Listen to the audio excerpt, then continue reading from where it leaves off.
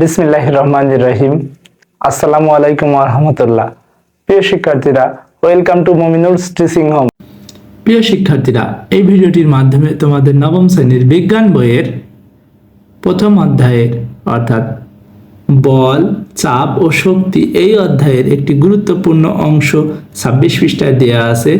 একটা উদাহরণ দেয়া আছে যেটা যান্ত্রিক শক্তির নিত্যতার বিষয়ে কাজ করে, সেই বিষয়টি নিয়ে আলোচনা করব। উদাহরণটি তোমাদের খুবই গুরুত্বপূর্ণ, বড় ক্লাসেও তোমাদের এই উদাহরণটি আছে এবং এটার ব্যাপ্তি ব্যাখ্যা আছে। আমরা বেশি কথা না বাড়িয়ে চলে যাচ্ছি মূল ভিডিওর আলোচনা অংশে।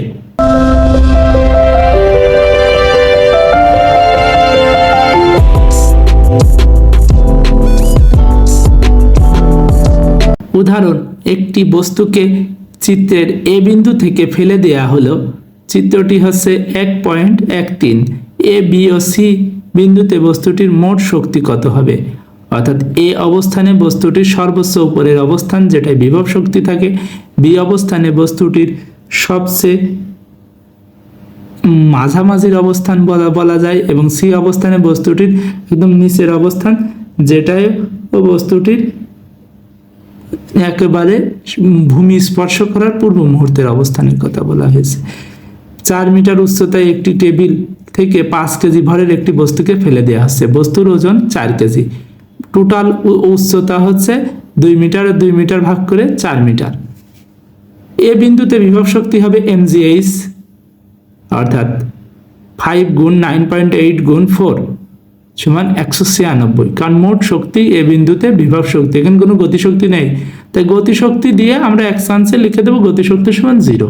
সমীকরণ বসানোরও প্রয়োজন নেই। এরপরে মোট শক্তি কি হবে? গতিশক্তি যোগ বিভব শক্তি, তাহলে কি হবে? 196 যোগ 0, 196 যোগ। বি বিন্দুতে এখানে একটু ঝামেলা আছে। দেখো, বি বিন্দুর বিভব শক্তি কি? mgh আছে, আবার গতিশক্তি হাফ mv² আছে। mgh এর মান 5 গুণ 9.8 গুণ 2 98 জুল পাওয়া গেল এবং পরবর্তী অংশটুকু আমরা বের করে নেব। গতিশক্তির মানও সেই 98 বের হবে, কারণ 196 তো হবেই হবে। কেমন ভাবে হয় দেখো, যেহেতু গতিশক্তি হচ্ছে হাফ mv², তাই আমরা v² এর মান বের করতে হবে।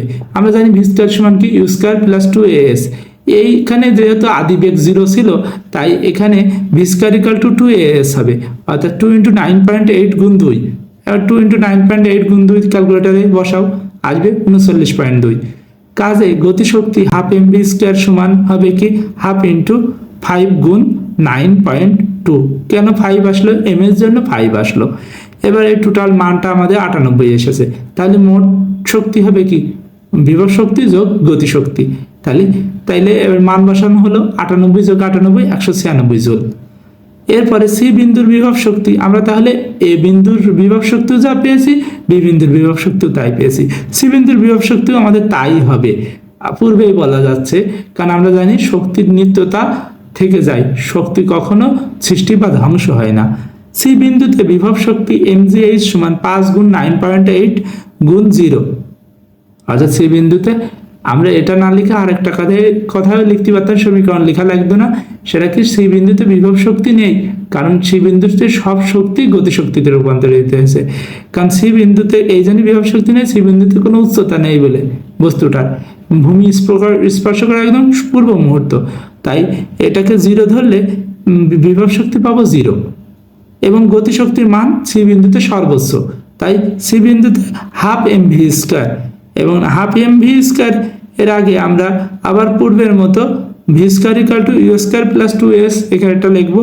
এখানে u এর মান 0, তাই 0 বসবে এবং 2 × 9.8 গুণ উচ্চতা হবে এখানে 4, তাই মান আসছে v² এর মান 78.4। হাফ mv² গুণ 5 গুণ 78.4, ক্যালকুলেটরের মান আসে 196। মোট শক্তি তাহলে কি হবে? 0 যোগ 196, 196। তাহলে এ, বি ও সি উভয় তিনটে স্থানে আমরা কি পারলাম? 196 জুল কাজ পেয়েছি।